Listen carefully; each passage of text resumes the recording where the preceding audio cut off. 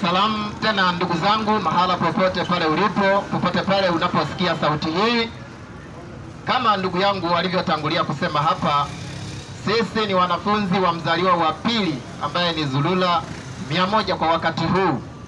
Yeye ndiye mwalimu pekee, na nyinyi mnatambua kwamba kama nilivyotangulia kusema kwamba kuna wale wanaojiita kwamba ni wachungaji, mitume, maprofesa, wanaweza wakawa wako hapa kwa ajili ya kutusikiliza. Tunawaombeni muweze kusikiliza ujumbe huu, maana huu ujumbe ni wenu pia, pamoja na wale waumini tunaowaita kwamba ni kondoo zenu. Ujumbe wa leo unatoka katika kitabu cha Marko. Wewe ambaye una Biblia yako, tunakuomba uchunguze haya tunayoyasema.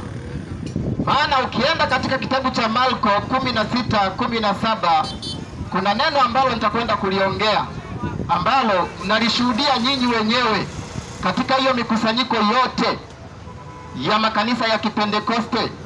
Baadhi yao mkiona wananena kwa lugha, na nyinyi mnaweza mkawa mnajiuliza, hivi ishara hizo kweli kweli ziko katika ukweli kweli kweli? Maana utashangaa mtu mnaongea lugha moja tu, mnaongea mnaelewana, hakuna Mchina katika kusanyiko hilo, hakuna Mkongomani katika kusanyiko hilo, lakini unashangaa mwenzenu anabadilika, anaanza shakaraboshika lando paipai, anaanza kubadilisha sauti. Sasa hayo yote ni ya kazi gani? Lakini wanasema kwamba wanajazwa Roho Mtakatifu. Yaani unashangaa mtu alikuwa anaongea sauti yake nzuri tu, anaanza la la la la la la la la la la la la la la janda pale pale janda unaona janda unaona mara kishaka. Yaani huo wote ndugu zangu, ikiwa unaona kusanyiko la namna hiyo, yaani jua kwamba huo ni upuuzi wanaoufanya hapo. Hakuna Mungu hapo, hakuna muumba hapo wanayemwabudu, kwa sababu ukimuuliza hayo wanaoyasema hawezi akakufafanulia maana yake ni nini. Kama nilivyotangulia kusoma katika kitabu cha Marko 16:17 inasema hivi, na ishara hizi zitaandamana na wale wanaoamini, kwa jina langu watatoa pepo na watasema kwa lugha mpya. Wanaposema hapa na ishara hizi zitaandamana na wale wanaoamini, kwa jina langu watatoa pepo. Sasa jina la Kristo ni lipi? Maana Kristo hapa anasema kwa jina langu ni lipi? Mnaweza mkafikiri labda ni Yesu Kristo. Hilo sio jina halisi la Kristo wa kweli tunayewaambieni. Jina halisi la Kristo wa kweli unaweza ukasoma katika Ufunuo 19:13. Unaweza ukasoma Ufunuo 19:13, unaweza ukasoma ukajua jina la Kristo. Na pia hapa wanasema kwamba watanena kwa lugha mpya. Hiyo lugha mpya ni lugha ya namna gani? Je, ni lugha ambayo haipo hapa duniani? Je, ni lugha ambazo mnazisikia katika hiyo mikusanyiko ambazo wachungaji wanaojiita manabii, maprofesa kwamba wanazinena humo? Je, ni hizo lugha kweli kweli? Je, hizo ndizo lugha ambazo ziliongelewa kwamba watanena kwa lugha? Na pia unapoenda katika Matendo hiyo 2:5 inasema kwamba na walikuwako Yerusalemu Wayahudi wakikaa, watu wataua watu wa kila taifa chini ya mbingu. Kwa hiyo hapa wanatueleza katika Matendo ya Mitume kwamba hiyo sehemu ambapo jambo hili lilitendeka, pale walipokuwa mitume, kuna watu wengine walikuwepo hapo walioshuhudia jambo lile la kunena kwa lugha, jambo ambalo Roho aliwaongoza wakatamka maneno ambayo yasiyotamkika, lakini wao waliweza. Sasa ikiwa Roho aliwaongoza wakatamka maneno hayo, sasa haya maneno wakati huu wanaojiita wanaongozwa na nani? Na pia katika Matendo ya Mitume 2:8 inasema kwamba imekuwaje basi sisi nasi, au imekuwaje basi sisi kusikia kila mtu lugha yetu tuliyozaliwa nayo? Kwa hiyo hili jambo ambalo tunalisoma hapa katika Matendo ya Mitume 2:4 mpaka 8 inaeleza kwamba hiyo sehemu ambapo mitume walifanya jambo hili, kuna watu wengine walikuwepo na waliwasikia maneno walioyasema kwamba ni maneno kati ya lugha zao ambazo wamezaliwa nazo. Yaani ni maneno ambayo au ni usemi ambao au ni lugha ambazo kuna watu walikuwa wanazijua kwa sababu waliwasikia wakiyasema kwa lugha zao ambazo wamezaliwa nazo. Maana wanasema hapa mstari wa 8, imekuwaje basi sisi kusikia kila mtu lugha yetu tuliyozaliwa nayo?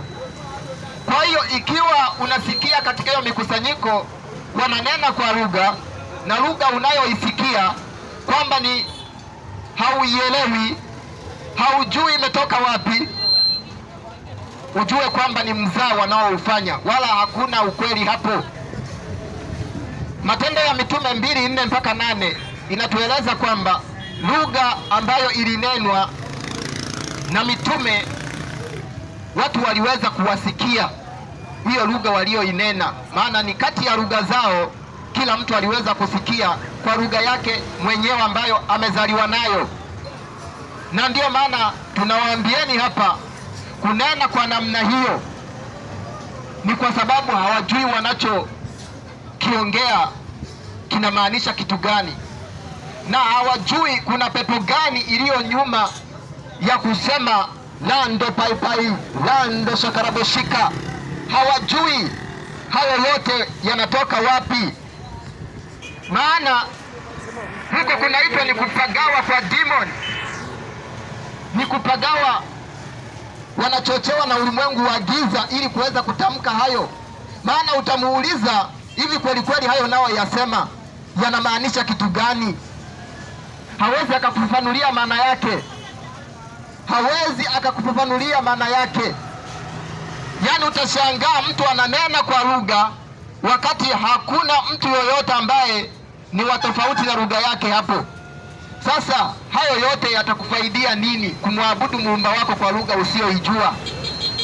Maana wachungaji wanaojiita wachungaji wanasema kwamba hayo mambo Paulo pia aliweza kuyazungumza. Maana kuna andiko ambayo wanaisoma, wanaamini kwamba huko wanakofanya namna hiyo kwamba ni ukweli, lakini mtakwenda kutambua ufafanuzi wa hilo andiko linamaanisha kitu gani. Maana wanasema kwamba kunena kwa lugha, yani ndiko kunaonyesha kweli kweli kwamba mtu amepata ubatizo wa Roho. Kwa hiyo ikiwa hajapokea ubatizo wa Roho, maana yake kunena kwa lugha itakuwa vigumu kwake, na hiyo ndio inawasababisha watu wanaanza kunena kwa lugha. Sasa hivi kweli kweli hiyo lugha unayoinena inapatikana katika ulimwengu huu? Inapatikana kweli kweli katika ulimwengu huu? Tutakwenda kuwaambia kunena kwa lugha ni nini maana yake, na kuna utaratibu gani ili uonekane kweli mtu unanena kwa lugha. Kwa sababu yani imefikia hatua mpaka watu wanakereka kwa jambo linalotendeka, kwa sababu watu wengine wanajisikia sio vizuri, wanajisikia vibaya, lakini kwa sababu ndani ya dini watu wamefungwa akili, wanasema kwamba mambo ya Mungu hayachunguziki, mambo ya Mungu ni msitu mnene, kwamba unauliza kwamba wewe utaonekana una imani. Hiyo yote ni kuwafunga akili watu wasiweze kuchunguza maandiko, wasiweze kuwauliza maswali hao wanaojiita kwamba ni wachungaji. Maana wanahubiri na kuwaambia waumini kwamba toeni sadaka, Mungu atawabariki, Mungu atawaokoa. Wakati huo huyo muumini hajui hata amekula nini, hajui hata analala wapi, hajui hata hiyo sadaka anayoitoa huyo muumini amehangaika kiasi gani, na pia hamwambii ukweli. Lakini muumba ambaye tunamwabudu sisi, Roba Tete, muumba wa pekee ambaye yuko nje ya majira na nyakati, hata zaidi ya uwepo sio kuwepo, yeye hana haja na sadaka yako, hana haja na matoleo yako. Yampeleke wapi? Muumba wa kweli hana haja ya sadaka. Muumba wa kweli hana soko. Muumba wa kweli, mnaambiwa katika Mathayo 24:24, mnaambiwa Mungu ni roho. Sasa ikiwa Mungu ni roho, sasa ana haja ya sadaka, impeleke wapi? Ana haja ya sadaka kweli kweli, impeleke wapi? Lugha ngeni na kutangaza ujumbe wa Mungu. Kwa hiyo Matendo ya Mitume 19:6 hapa inaeleza kwamba hizo lugha ambazo walizungumza Paulo alipowekea mikono zilikuwa ni lugha ngeni, ni lugha za hapa duniani ambazo, mfano ndugu zangu, wewe ulioko mahala hapa, unaweza ukawa unajua kuongea, labda tuweke lugha gani ambayo inapatikana katika sehemu hii. Tuchukulie kwamba unajua kuongea Kihaya. Sasa ikiwa unajua kuongea Kihaya na Roho Mtakatifu anakuwezesha kuzungumza Kisukuma mfano, maana yake Kisukuma wewe ulikuwa haujui, na ikiwa unafanya jambo la namna hiyo, maana yake kuna Wasukuma wapo ambao unawafikishia ujumbe ili waweze kuokolewa. Lakini kama unaongea Kisukuma sehemu ambapo hakuna Wasukuma, na mnaongea tu Kihaya nyinyi kwa nyinyi, au mnaongea tu Kijaruo nyinyi kwa nyinyi, au mnaongea Kijita tu nyinyi kwa nyinyi, unaongea Kisukuma ambapo hakuna Wasukuma, sasa nani atakuelewa hayo unayoyazungumza? Yatakufaidisha kitu gani wewe unayezungumza hayo? Kwa hiyo kunena kwa lugha sio hivyo. Kunena kwa lugha, unanena sehemu ambapo kuna watu watasikia hayo unayoyazungumza, ili wajue na wabadilike na waweze kuokolewa. Au kuna kitu kinataka kutokea, wewe unatoa kama angalisho, unatoa kama tahadhari, ili watu waweze kuokolewa. Kwa sababu kunena kwa lugha kunakotendeka katika hiyo mikusanyiko inachanganya watu hawaelewi, watu wanashindwa kufahamu maneno wanaoyazungumza yanatoka wapi. Na hayo tena ndio wanaanza kufunza waumini kwamba waanze nao kufanya shakaraboshika, waanze kunena kwa lugha kwa namna hiyo ambako hakujulikani. Changanya mambo, anaanza kusema shaka shaka shaka shaka shaka shaka shaka shaka shaka shaka rando jando shakaraboshika. Hayo yote ndugu zangu, hakuna ukweli hapo, ni kupoteza muda bure. Hayo yote ni kupoteza muda bure, kwa sababu ni usemi ambao watu hawaelewi, ni usemi ambao wewe sijui umejifunza wapi, ambao huo usemi wenyewe wewe mwenyewe hautambui unaongea ni nini, kwamba unasema kwamba unajazwa Roho Mtakatifu. Utajazwa Roho Mtakatifu wa namna gani ndugu zangu? Anakufanya ujazwe Roho Mtakatifu watu wasikusikie maneno unayoyasema. Sasa yatawasaidia kitu gani hayo ya kusema kwamba shakaraboshika? Yatakusaidia nini? Yatakupeleka wapi? Yatakupeleka wapi? Kwa hiyo hakuna mchungaji anayeweza kutoa pepo wa namna hiyo, na ndio maana pepo zimewazidi katika hiyo mikusanyiko, zimewashinda, kwa sababu kila wakati wanafukuza mapepo, kila wiki wanaomba, wanafunga mapepo yaweze kutoka, lakini hayatoki. Muumini alikuwa na ugonjwa huu, leo wanamuombea, wiki nyingine anapata ugonjwa mwingine tena, halafu wanajisemeza kwamba Yesu amekutendea muujiza. Muujiza hauko hivyo. Muujiza, hauwezi ukatendewa muujiza wa kweli ukabaki katika dhambi, ukabaki katika mateso. Hakuna muujiza ambao utakufanya wewe urudi katika dhambi zako ulizokuwa unazitenda. Na ikiwa unaombewa, na ikiwa unaenda katika hiyo mikusanyiko kwamba unaombewa na bado uko katika maisha ya dhambi, huo sio muujiza. Ni kwa sababu umepagawa na pepo inayokufanya kwamba usitambue. Kwa sababu ikiwa kweli kweli wanajisema kwamba wanafukuza mapepo, ni katika mafumbo, hawajui ni nini kinachotendeka, kwa sababu kuna vilema wapo, kuna vipofu wapo. Kwa nini hawaoni? Kwa nini hawatembei? Ushuhuda wanaoutoa katika hiyo mikusanyiko ni watu ambao wasiojulikana, wanatoka sehemu ambako wewe haujui, wanakuja kushuhudia kwamba walikuwa vipofu, walikuwa vilema, Yesu amewaokoa. Wakati huo kuna vilema ambao wanajulikana hapa, haujawahi kusikia hata mmoja kwamba ametendewa muujiza. Sasa hiyo miujiza wanaoifanya ni ya wapi? Maana kati yao wanaojiita wachungaji wanaota ndoto kama hizo, wanasumbuliwa na mengu mama tiba, wanasumbuliwa na nguvu za majini. Wataweza namna gani kukusaidia wewe?